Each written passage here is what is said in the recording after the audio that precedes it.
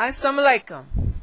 And you have tuned in again and clicked your dial to the Goddess Movement Show Conscious Life series on your YouTube dial. Don't have a lot to say these days because it's not necessary. But what I will elaborate on is this. These are some of the writings of the Honorable Elijah Muhammad, which are on the back of every Muhammad Speaks or every so-called Final Call, which are published by the Final Call building in Chicago under the so-called leadership of Minister Farrakhan. I believe this is still on the back of the Final Calls. I'm not 100% sure anymore since he has slowly and subtly moved to opening up the doors to all people from all around the world, however, and white folks in America. So, I don't know. Might not be. But it is still on the back of every Final Call. It's still on the back of every Muhammad Speaks that you will purchase. And it is still a part of the teachings of the Honorable Elijah Muhammad, which, as I have said before, has not changed, will not change, because it was the unadulterated truth. But you must find your position on where you stand on that truth today. And today, more than any time ever, we are being tested. So, it says, and this is out of the back of the Muhammad Speaks, in the part of the program that says what the Muslims want. And it says, number 10, we believe that intermarriage or race mixing should be prohibited. We want the religion of Islam taught without hindrance of suppressions. And these are some of the things that we want the Muslims in North America.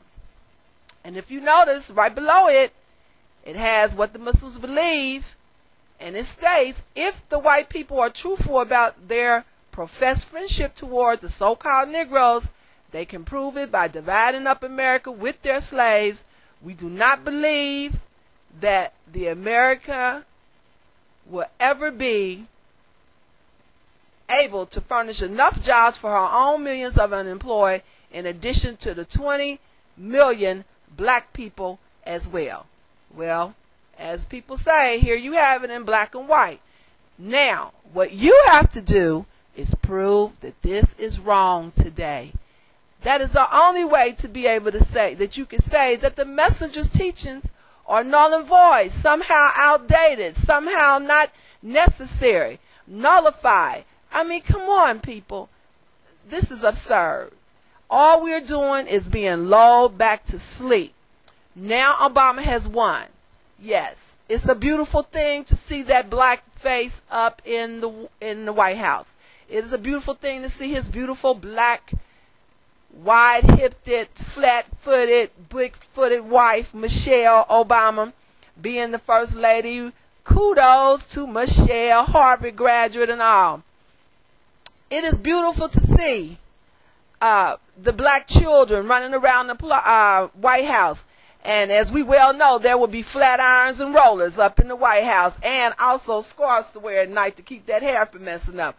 Kudos to the reality of what black life is and how beautiful and colorful it is, the black life, the black experience in the hells of North America.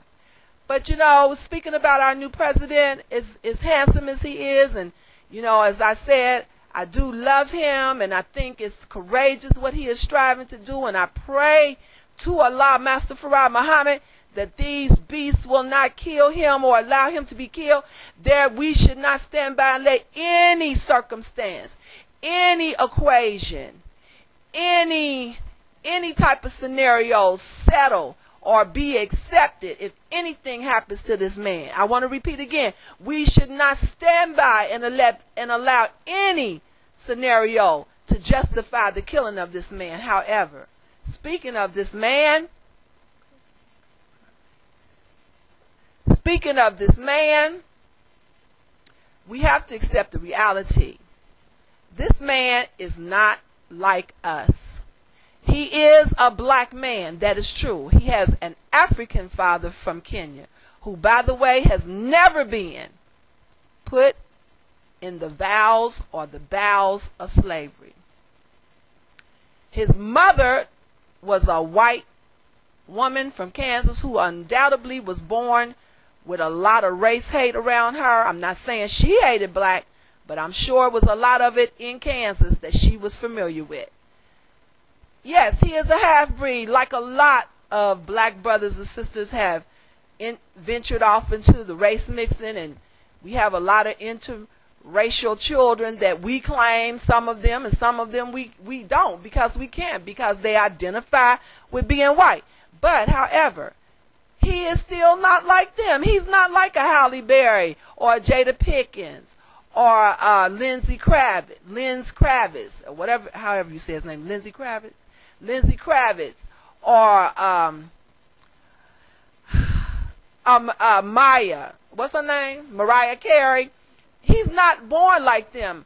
A black man who has known slavery, or a black mother who has known slavery, or come from the ancestries of ex-slaves in America who ventured off and intermarried with white people. He's not like you. He's not like you if you're listening. He's not like some of the children that are being born by some of us who have race mixed with white Caucasians in North America. His father is a black man from Kenya who never knew slavery, so he's not like you. There entails the fact that, yes, we be proud, but let's not get caught up. Let's not be lulled back to sleep. Let's not allow America to make us accept the fact that since now a black man is in the White House, we have to somehow forgive them for all the hell that our ancestors went through and all the hell we are still going through. Let's not forget what this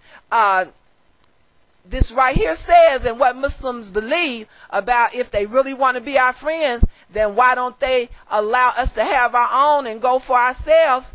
I mean, we know they never will. At least I don't believe they will, not in our lifetime. However, it says, we believe that intermarriages or race mixing should be prohibited.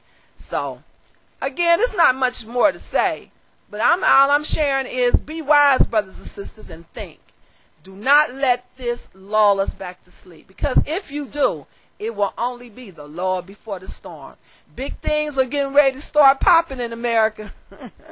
Don't know if it's going to be good or bad. I think it's just going to depend on who you are. However, I think that this is when we really need to gird up our loins and be ready for what's coming. And remember, though we can be proud of Obama, it's a proud feeling mixed with some hesitation, at least it should be, because he does not represent our black men today. I'm looking forward to a black man in America who was raised on these soils, whose parents came up from the annals of slavery, be president. If they open the door for him, then we should be ready for one of our own. Because if not, then all it does is continue to show that this white man in America, as the Honorable Elijah Muhammad has shared and has taught us, will never respect a black man whom he sees as property, who he sees as being once his property. And all my black brothers out here are still looked upon as ex-slaves' children who were once property of the white man. But like the Honorable Elijah Muhammad teach, that's why we shall be the top. We shall be on the top of the rail. We shall be at the top of pinnacle of success. We shall be the greatest on this planet in our time and as time goes on, because we have went through the worst of treatment and we are truly the seed of Abraham. So again, it's a feeling mixed with some pride, but can't celebrate too long, because the reality is Obama does not really exemplify me and my black brothers who have come up through the bowels of slavery through the loins of our forefathers and mothers, which if it were not for them, we would not be here. So all praise is due to Allah, Master Prophet Muhammad, for his coming and teaching the Honorable Elijah Muhammad the truth, and for the Honorable Elijah Muhammad living and dying so that we would know this truth. And I give kudos to all of our ancestors, because without them, none of us would be here today. And it is our duty to continue to strive forward and to forge onward to true freedom, true justice, true peace, and know that Islam truly is not a religion, it is our way of life. Peace. Thank you for tuning in. Click it off.